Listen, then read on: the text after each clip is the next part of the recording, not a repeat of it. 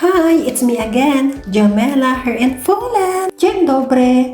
Cześć! Hi everybody! Hello everyone! Good morning mga beshi ko! Kumusta? Ni hao? Ciao An! At pagkalabas ko nga ni po ng bahay namin ay gano'n na po agad ang pumungaw sa akin at pagkalakas-lakas po nga ni ng snow dini. Hala siya!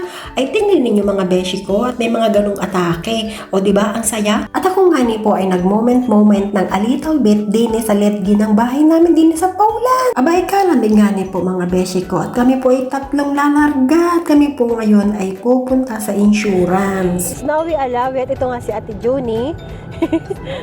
At yun, si Elaine. Elaine, balot na balot siya. At kasama po nga namin si Ate Elaine at siya daw po yung magde-deposit ng kapirahan. Abay sana all maraming pera ipautang. Char! Ay hindi! At for today's video nga ni po is all about insurance mga beshi ko. At bayaran na naman nga ni po ng mga insurance ng mga sasakyan nyo mga beshi ko. At kaya naman maaga po kaming nagising ni ate. At sasamahan ko po nga ni sa pagbabayad ng insurance ni As itong si ate. Abay bayad na din ng mga insurance nyo mga beshi ko at baka nakakalimutan na. Hala ay may mga ganun baga namang atake ay feeling concerned. Ay hindi. Ay salamat. At kami nga ni po ay pupunta sa office insurance para magbayad. Hala siya, ay eri po palang insurance na eri, ay yearly po pala eri binabayaran. Ay magastos po pala pag kami sasakyan mga beshi ko. Abay ganun pala iyon mga beshi ko. Abay syempre hindi ko naman iyan alam. At wala naman akong sasakyan. Abay may mga ganong atake. Abay syempre kung ako naman po ay pagbibigyan ng taga-taas at ako'y bibigyan ng ganung sasakyan kutsi baga. Abay bakit hindi naman ko tatanggapin? Abay biyaya iyan. Ay salamat. At ako nga ni po ay nakikisakay laang diyan kay ate. Tulad na naman nga ni po na kapag kami ay nag-grocery din sa lahat ng grocery store tulad ng Lidl, Bidronka, Selgros, Ochan, basta sa lahat ay ako po ay nakikisakay lamang diyan at ako nga ni po ay nahihiya na rin kahit nga ni po ako hiyang-hiya na din kay ate ako isakay pa rin ang sakay ala isalamat at ako po nga na ilubos-lubos ang pasasalamat dyan kay ate at syempre sa inyo na rin mga beshi ko at ako po nga na ay lagi ninyong ginagabayan at sinusubaybayan aba ay feeling ay thank you ay gano'n po baga mga beshi ko ay diga ko ako'y maliit pa ay pangarap ko po talaga mag-abroad para naman nakaunahan baga naman sa hirap. Aba, sobrang hirap po baga talaga namin dati. Ay talagang mapapasabi ka na lang baga talaga naman na,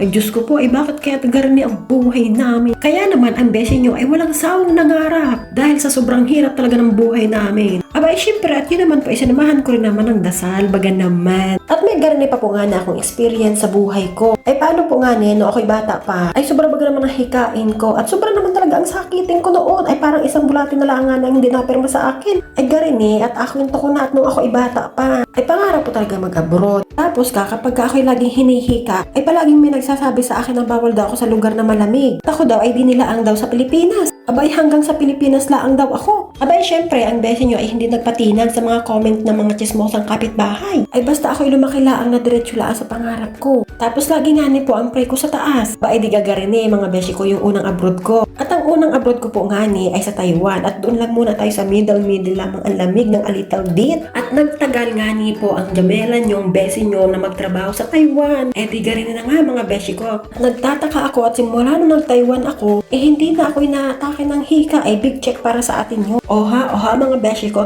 Eh syempre bago tayo umalis ng Pilipinas, eh sandamukal na gamot parang hika ang pinabaon ng nanay at tatay ko para sa akin. At syempre nandoon na rin ng kaba sa dibdib nila. Abay syempre ako'y lumaking hikain tapos mawawalay pa ako sa kanila tapos ang layo-layo pa Taiwan. Ay Diyos ko. Abay syempre ganun talaga ang mga magulang sa kanilang mga anak dahil nung ako'y nasa Laguna pa nagtatrabaho pagka ako'y may sakit abay yan ay talagang napunta doon.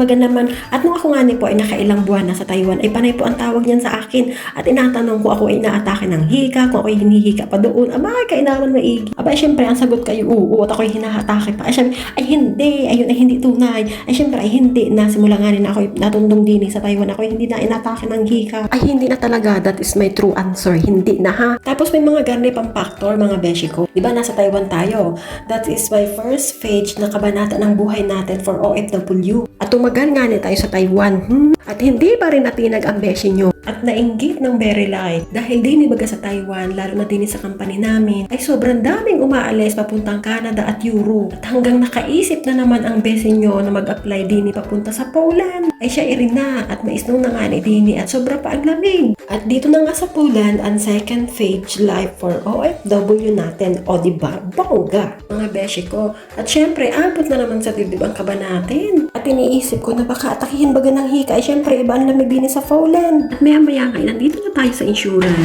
Ayan, dito na tayo magpapa-insurance. Let's go, pasok tayo. At sa awa ng Diyos ay walang atake nangyari at may feeling strong pa rin ang beshi nyo. Kaya kung ako sa inyo, mga beshi ko, huwag kayong papapaniwala sa mga chismosang kapitbahay at sa mga sabi-sabi kung ano yung pangarap nyo, sundin nyo, aba. At dahil hindi naman nila hawak ang buhay ninyo, kaya sa may mga hika dyan, mga beshi ko, ay laban lang. Kayang hika ay nakadepende yan sa weather. At nung ako ay nasa Pilipinas, ay lagi akong hinihika doon kasi syempre mainit naman kasi sa Pilipinas. Simula noong ako ay nag-Taiwan at nag-Poland, ay start noon ay nawala yung hika ko. Siguro dahil sa kasundo ko yung klima dito dahil sa lamig. Kaya laban lang mga beshi ko para pa sa pangarap. At dini nga po pala kami nagpa-insurance sa CUK para sa lahat na nagtatanong kung saan kami nagpa-insurance ni ate. Ay dini lang ho iyan sa CUK. Ay siya punta na ho kayo. Wala ay siya change the topic na tayo mga beshi ko. At dini na nga ni tayo. Nakarating na tayo dini sa office insurance na sinasabi ko sa inyo. At bago naman pa ako pumasok dini sa loob ay sinabi ko na kung ako'y pwedeng mag-take ng video. At ang sabi naman po sa akin nung nag-entertain sa akin ay pwede daw naman. O diba, bonggan, taray natin doon. Ay salamat. O diba, kitang-kita nyo naman mga beshi ko. Nandun lang ako sa LED-key. Nakaupo lang ako doon. At ako'y behave doon ha. At ako'y hindi madaldal doon. At napatapos na po nga nitong si ate magbayad ng insurance ay tinanong ko pa simple kung magkano yung kanyang binayaran. Ay erin na nga mga beshi ko. Sagot sa katanungan ninyo kung magkano. 1 to 15. O yun po yung binayaran ni ate. Yun po yearly na. O siya mga beshi ko, may idea na kayo kung magkano at kung saan yung insurance na sinasabi ko sa inyo. Wala siya ay sobrang dami ko na nga rin naikwento sa inyo. At parang nag-MMK na yata tayo dito. Ay, at nung nga kami pa uwi na ay nakita ko rin puno din ay sobrang ganda. Tapos may mga isnaw-isnaw pa. At ang sabi ko kay ate, ako'y apicturan at abidyohan. At ito naman si ate ay pandasunod sa akin. O, diba? Ang ganda ko dyan. At rin nga ng bidyong ay gusto ko lang naman i-share sa inyo. Bagyan naman. At kahit naman yata sinong mapapadaan din ay mapapapicture dahil sa laki ng punong ere at saka sa ganda ng mga snow. Hala siya, ako'y magpapaalam na. At hanggang dito na lang. Salamat! Ay salamat! Thank you! And share na mo to. And dziękuję. And do widzenia, do jutra.